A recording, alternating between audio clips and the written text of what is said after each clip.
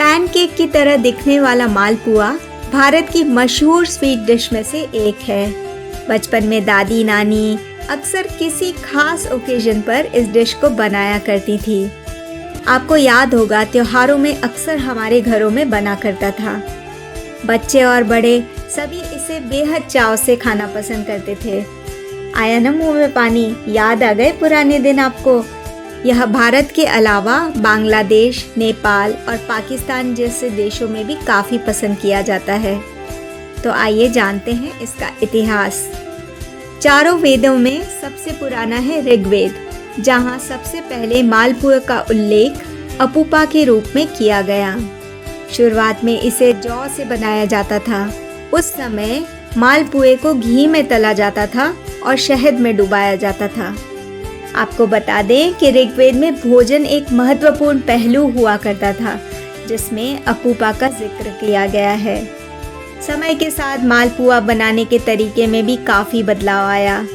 दूसरी शताब्दी में अपूपा को संशोधित किया गया था और इसे गेहूं के आटे, दूध, मक्खन, चीनी, इलायची जैसी चीज़ों को मिलाकर बनाया जाने लगा था।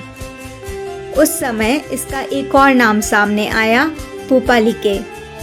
पुपालिके का अर्थ है गेहूं या चावल के आटे का एक छोटा केक, जिसमें गुड़ भरकर घी में डीप फ्राई किया जाता था।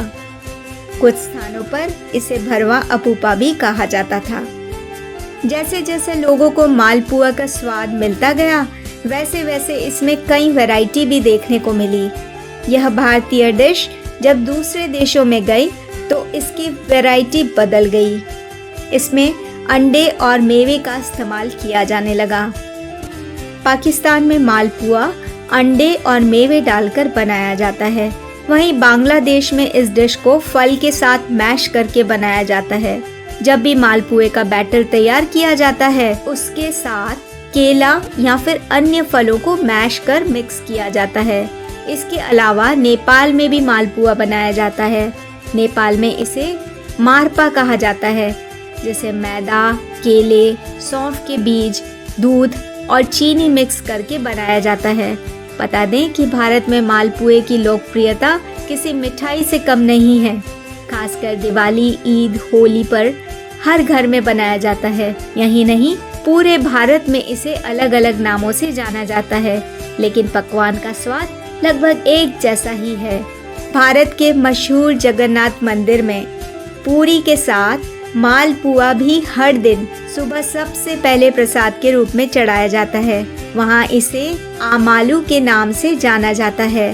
भगवान जगन्नाथ को चढ़ाए जाने वाले 56 भोग में से एक आमालू भी शामिल है। इसे शाम में पूजा के वक्त भी चढ़ाया जाता है। मालपुआ के अन्य वैरायटी में केले के अलावा अनानास या फिर आम जैसे फलों का उपयोग किया जाता है। बंगाल, मिथिला और ओडिशा में मालपुआ जब भी पारंपरिक रूप से तैयार किया जाता है, तो इसमें केवल गाढ़े दूध और थोड़े से आटे को मिक्स कर बनाया जाता है। मैं पूरी आशा करती हूँ आपको ये जानकारी इंटरेस्टिंग लगी होगी। कृपया मेरे चैनल को लाइक, शेयर और सब्सक्राइब करें। धन्यवाद।